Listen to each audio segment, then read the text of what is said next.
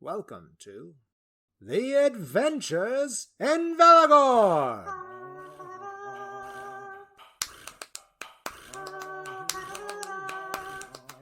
The following stories are collaborations inspired by the spirit of tabletop role-playing games such as Dungeons and Dragons. Our world, Valagorn, is of my own creation. My name is Blake Christ, and I will act as the dungeon narrator.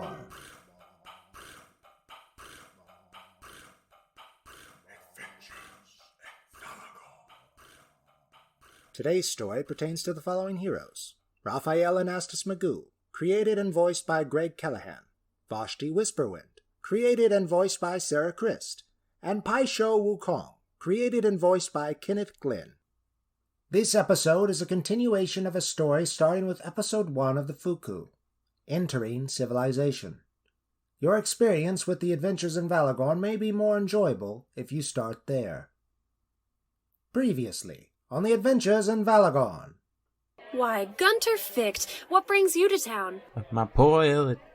She's been missing for 2 whole days now. Let's go looking for her! Do not be afraid, child. We are encroaching. Take me home, Mommy, Daddy. Ellit, your daddy is Gunter Fickt. Don't you remember? I don't think this is the little girl we were looking for. Fine, covered lady, I'll tell you my name. I'm Tanya Tish. Now, I'm sure there is some way. Okay, I'm done playing with you. The little spirit girl lands, takes one last look about, and enters a hidden entrance in the pile of rocks. Dark, damp places. Yeah. There are some words. Can either of you make them out? They seem familiar, yet... Bjork. Does that mean anything?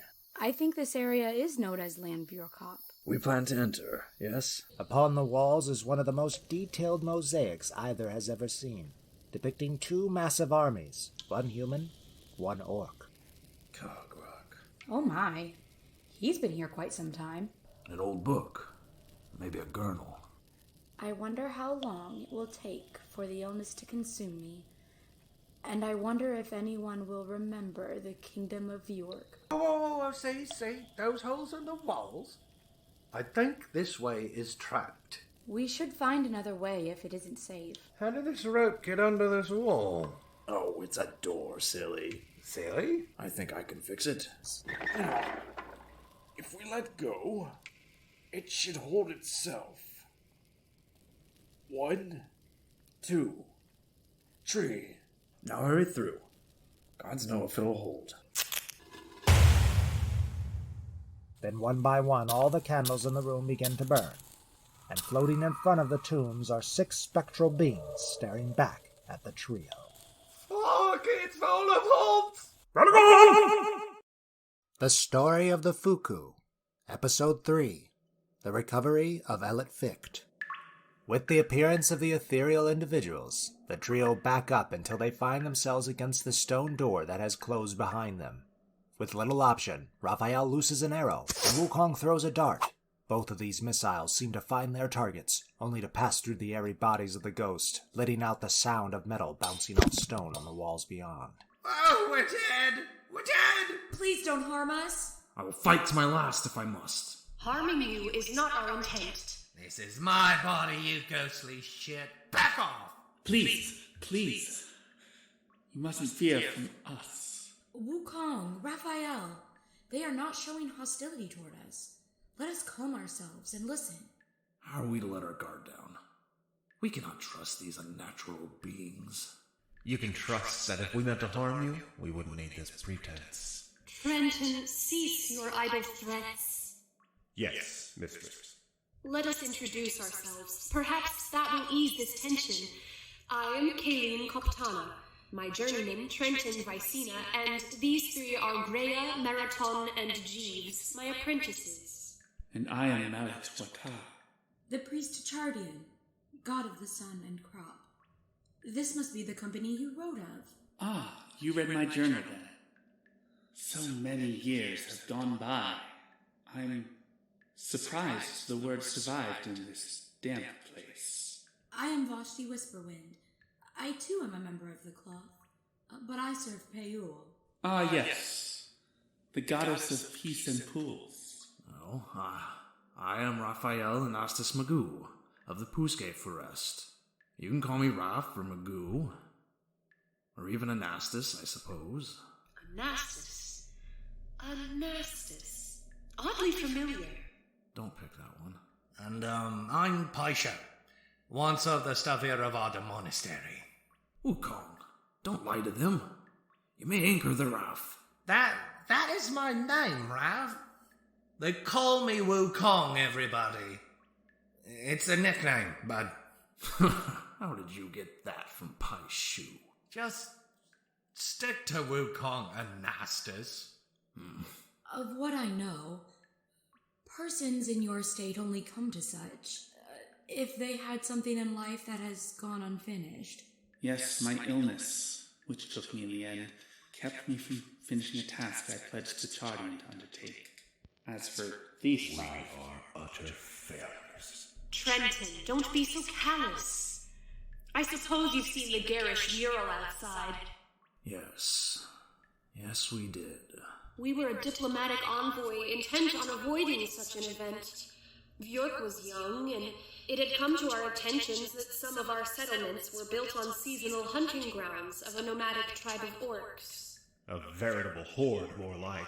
Trenton, it is hateful thinking like that which caused our mission to fail.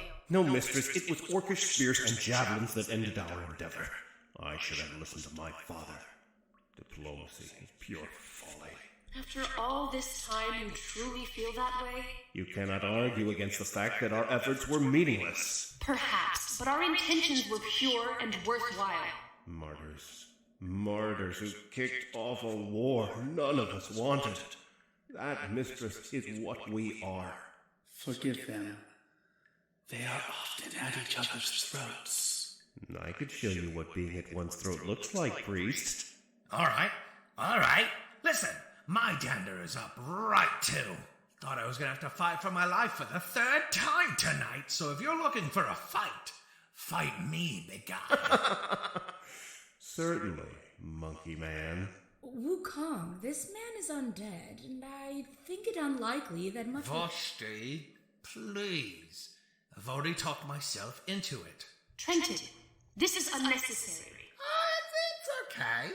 We promised not to kill each other, right, Trenty? I'll do my best not to. I don't understand, Vashti. Why does he get to call him a monkey? The bulky ghost man and the Vanara square off. They encircle each other for a moment, and then in a flash, Wukong sets off a rapid attack of 2 punches and a kick. Each blow is met only by swirling, cool blue air. Then Trenton swings back and launches his fist into Wukong's chest. The cold touch forces the Vanara out of consciousness before his body has a chance to slam into the ground. Oh dear. Wukong? Perhaps I should have pulled my punches a bit better. You think? Allow me. Chardian still allots me his blessing from time to time. What happened? You had your horse handed to you. Here, take my hand. Thank But you. remember, I was the first to knock you on your ass. With all the endearment in the world, Raph, I mean this from the bottom of my little Vanara heart. Fuck you. Is this nonsense finished? Aye, fine, mistress. We have come here for good reason, Madame Kaptana. This we know. Tanya, come out here, child. From behind a stone tomb sulks in the body of Ellit Fickt. Pale, empty eyes look up at the spectral matron. What? Young one, you must let go of this little girl, body and soul. But I want to be alive again. Please don't make me, Kayleen. I know, sweetheart. Can you tell us why you want to be alive so badly? Because I miss Mother and Father, and I want to play with my brother again, even though he is mean sometimes. I see. Now, don't you think this child would miss her family too if you were to take her place? Maybe. Tanya. Yeah, I guess so. Okay, covered lady. You can have Ellit back. The room quakes, and the candlelight flickers as Tanya's ghost rips itself out of the living child's body, and the two shriek in unison. Finally, Ellit is free of this possession. Her exhausted body crumbles toward the ground, but Vashti is there to catch her before the crash. She now sleeps soundly in the priestess's arms. I'm sorry. Can I go now? Yes, Tanya, you may go. The little ghost girl then flies off into a wall. Poor Tanya. Stuck for eternity with the understanding of a child. Why was she with your delegation? Yes, an orc camp does seem to be a morbid place for a youngling. She was not. She was a later addition to our lost family, like myself, but relatively recently. Like, how recent? Time passes strangely for us, but less than a human lifetime. In fact, we had hoped to implore you to help her. It is almost certainly too late for us to finish what business keeps us here, but for Tanya, perhaps there's still someone out there that wonders what has happened to her. I have yet to meet someone with the surname of Tish, but all three of us are rather new to the area. This is something we could ask around for, right? Only if it doesn't keep me from my goals. Come on, Anastas. We can do this while we search for your man. As long as we try for both, I'm in. And we thank you for it. Now, unfortunately, we cannot assist you in leaving the way you came. However... Mistress Kaptana then goes to the wall deepest in the room and pulls on one of the sconces. A section of the wall rises to reveal a tunnel full of cobwebs which curves to the left sharply. At the end of this tunnel, you must find the secret to opening the way to the gallery. There you will find some valuables from our kingdom, that is, if they haven't been looted. Feel welcome to take what you please. We have no use for them. Also, beware. There are beings within, dead long before us, and who have completely lost who they were in life. I fear that one day we'll share their fate and become mere shadows of a forgotten life. Great.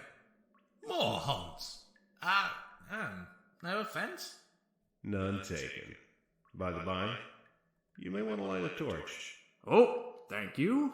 I would have forgotten again. May your goddess protect you, Vashti. Thank you. I wish you all find peace somehow, and we will do what we can for Tanya. In the tunnel, Raphael leads with his torch, using it to swipe away the floor-to-ceiling cobwebs. Vashti follows, holding the sleeping Ellit close to her chest. Wukong trails behind her, ensuring nothing comes from behind in this narrow passage. Oh, if it's dank in here. It's most likely mold or mildew. Try not to breathe too deeply. So I probably shouldn't be licking the walls then. Why would you do that anyway? I haven't. It's Venara sarcasm. It's regional. It's different inflections, all that. Raphael, should we be concerned about the child breathing this in? If you have cloth to spare, perhaps a facial cover machine would be a good call. Vashti turns around and hands the little girl to Wukong for a moment. She then begins to unwrap her right hand. The end of the black cloth is untucked from her palm and unraveled to reveal white flesh, very pale and fragile with the look of parchment. As Vashti continues up her arm, the Venara sees that in places his friend's skin, if it can be called as such, seems to be broken in cracks to show dark, almost black flesh beneath. The wrap ends a few inches below her elbow. Are you? Does it hurt? Not at all. Please act as if it is not there. Sure. The priestess then wraps the cloth around the child's face. But is it safe? It's not a disease. No, it is my natural self. Now please ignore it, Wukong. I'm sorry. I will. Vashti takes the little Fickt back and cradles her so that her arm is as concealed as possible. Not too tightly. She still needs air. This tunnel. It's lawfully long, yes? Maybe those ghosts sent us in here to get lost. Then we eventually die, and they'll have more compatriots to be stuck down here forever. Why would they give us Ellit just to do that to us? I think we can trust them. That's just it, Vashti.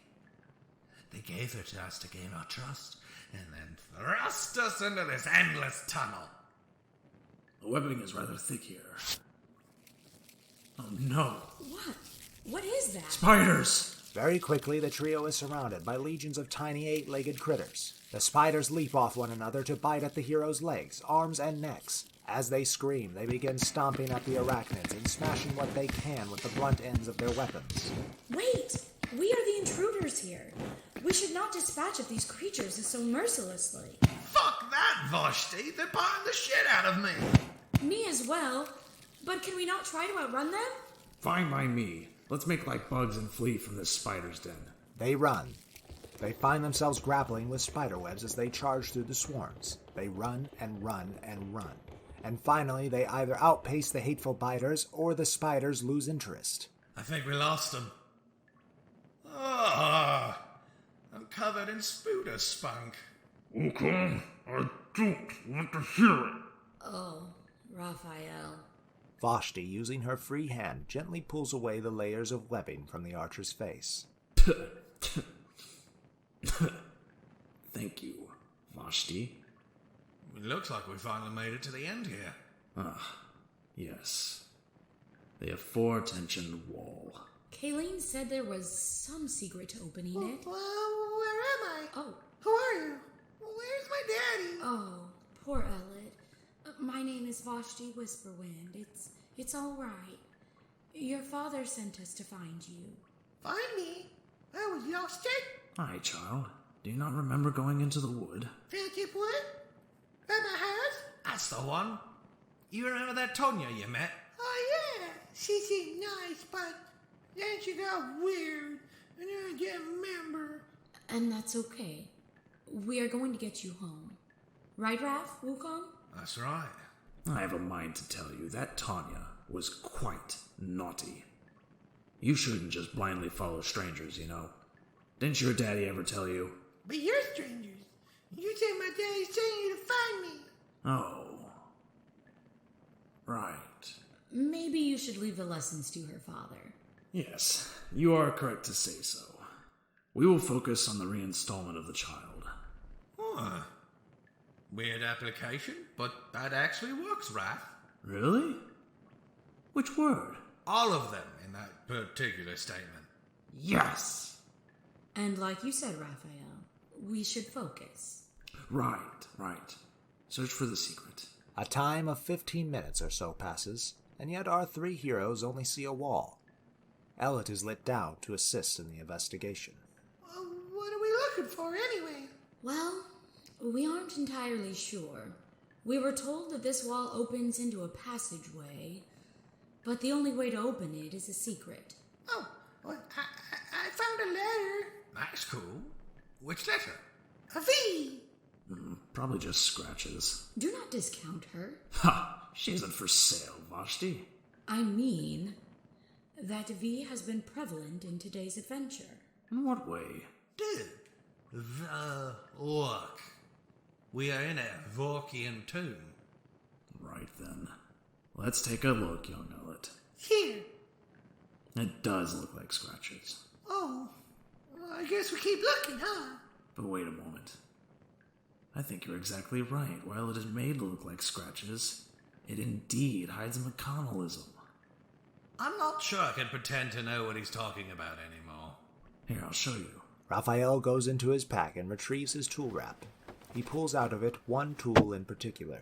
Oh, with this again. We'll be here all night. I believe we have been already, Wukong. But this should be quick. The archer takes the chisel and sticks the angular blade into the matching V shape in the stone. See? As the wall reaches high enough to make an easily passable doorway, it begins to slowly descend, and the trio, along with the child, pass through. Rusted baubles of tin and chipped and notched weapons, which may never see a sharp edge again, line the walls of this gallery. I recall something about greatest treasures of a kingdom. I believe the term was valuables, and I don't remember any adjectives. What does that word mean? Injunctives. Lies and deceit? Oh, this stuff's cool. Can't you hear how selfish you sound? These people offered you what they have. Oh, they only offered because they can't use it. Yeah, not only because they're dead, but they also want us to take out the trash for them. You don't know if it's good unless you look at it, Mr. Monkey. It's Wukong. Alright, kiddo? Mr. Wukong Monkey? Okay. Just Wukong. The child is right. We should interrogate this pile. Yes, and Vashti was right as well. Would that be so hard to say? Stupid little shit kid. They begin to search throughout the room. Raphael, with his torch reaching away from the pile he shifts through, finds some translucent, color-specked stones that may be of value, and a vial with a pinkish fluid inside. Meanwhile, Vashti eyes the elaborate carving of a diverse flower bouquet which sits upon the top of a staff. At Wukong, he finds the most valuable treasure of them all. What is it? A whole case of bottles, and they're full. That could be embalming fluid for all you know. As Raphael walks towards the Vanara, the flickering torchlight makes Vashti believe that his shadow lags behind him. Only one way to find out. Oh yeah, come to Poppy. Wukong! Wow, tart, and yet creamy. Grassy, maybe. Oh, my daddy likes that. It's, grass wine. He buys it in town. Whoa, Gunter has taste. Who knew? Perhaps I will try, Wukong. Well, I don't know if you can handle this, Raph. Oh, shit, Raph! You can't retract me, Paishu. Raph! I'm going to drink some of that grass wine. Now hand it over, you silly goose. No, Raphael, but behind you. The warnings about Raphael's shadow inexplicably growing behind him come too late. An arm, which until this moment seems to be a representation of the archer cast by torchlight, reaches out and wraps black, smoky fingers around Raphael's throat. The shadow yanks Raphael to the wall at his rear, slamming him and causing him to throw the only light in the room to the floor, extinguishing it.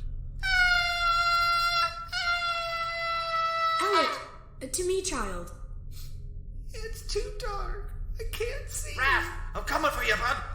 To the Vanara's surprise, a shadowy hand comes out of the dark and pulls him away, forcing him to drop the bottle of liquor. You bastard. I was drinking that. Wukong manages a grip on the shadow arm around his throat, and he flips his body to kick whatever upper body his assailant might have. He stubs his toes badly against the wall, but the creature relinquishes his neck, and the Vanara falls to the ground on top of his shoulders. No! It's okay, Ellit. It's just me. Vashti takes the child up in her arms. Help me. Vashti looks towards her captured friend and reaches out her open palm.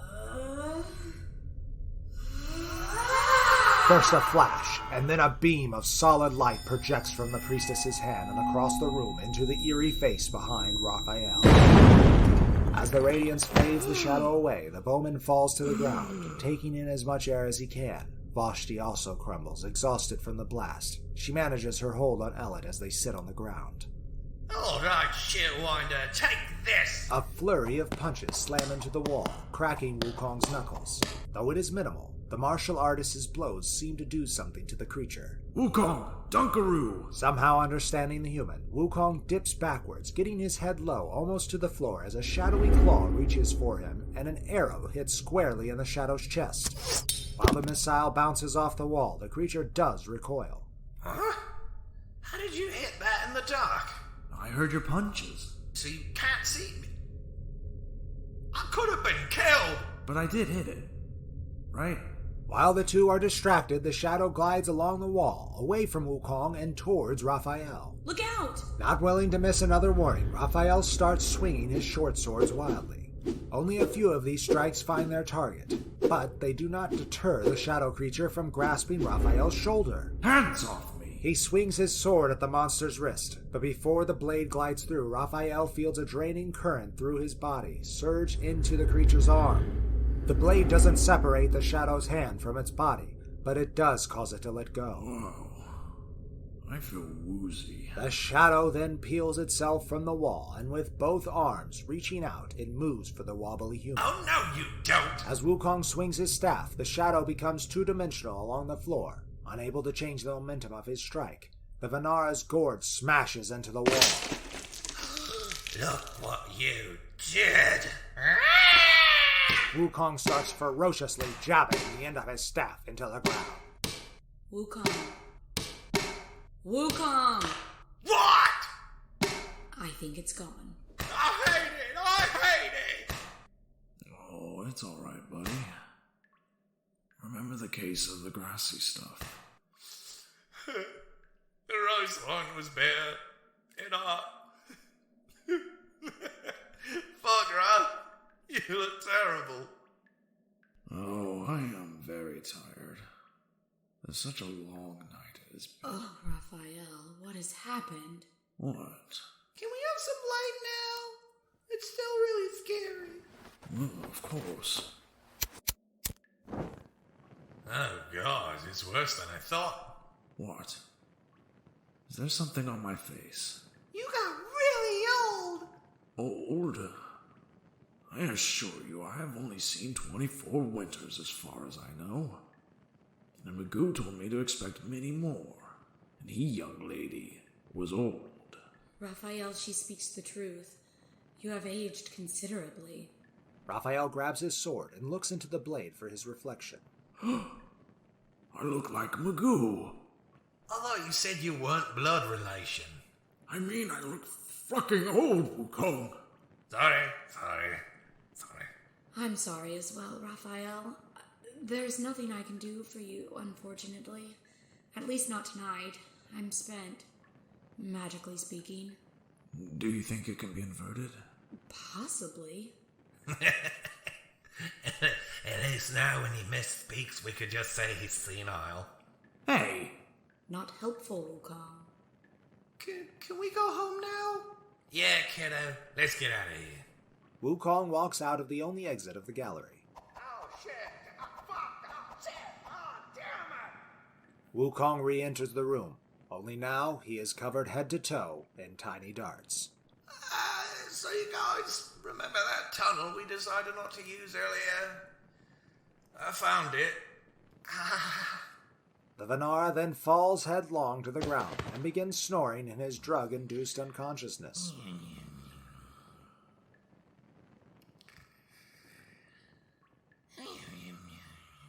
Is it me, or is he accident-prone? Oh, I suppose he is prone to going first, Vashti. Strange turn of phrase.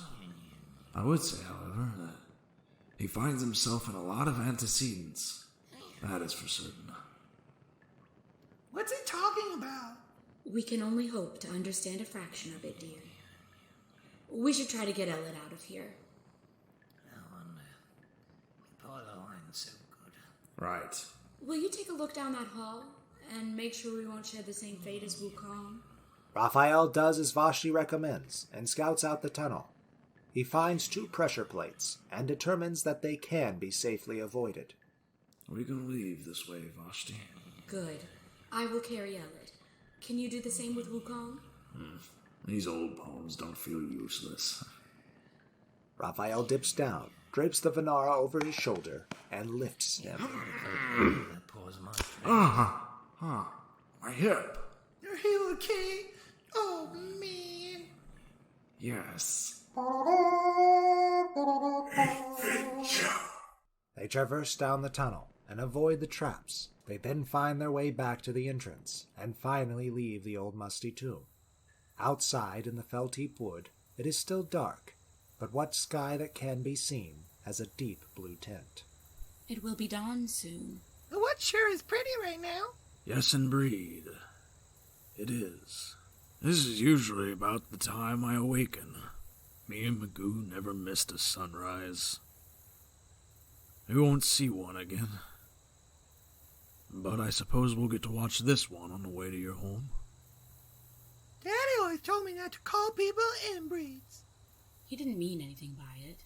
Let's journey on. This monkey's getting heavy. Raphael!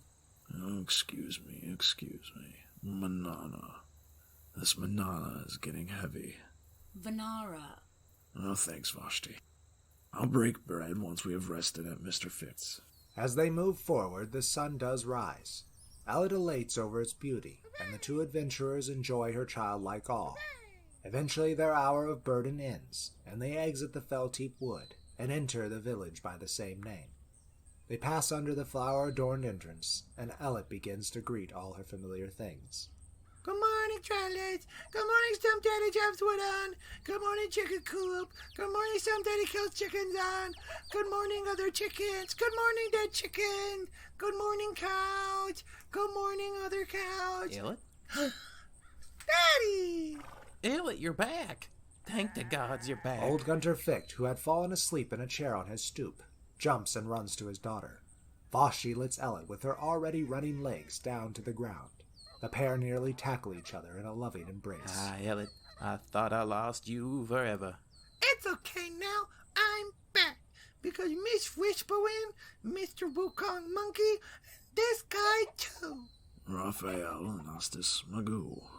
Thank you. Thank y'all very, very much. You're welcome, Gunter. She is a wonderful child. I'm proud to have known her, as well as to have returned her to you. What happened to your friend? Oh, Wukong? Just subconscious. No, you. Boy, you look older than me. Oh, drat. It was a price he paid for your daughter's safe return. Well, then I thank you doubly. Allow us to show you some gratitude with a breakfast and a place to rest yourself. Ellit, why don't you go gather some eggs and stay out of them woods now? Yes, Daddy. Ellit skips off to the chicken coop, singing her own special song as she does so.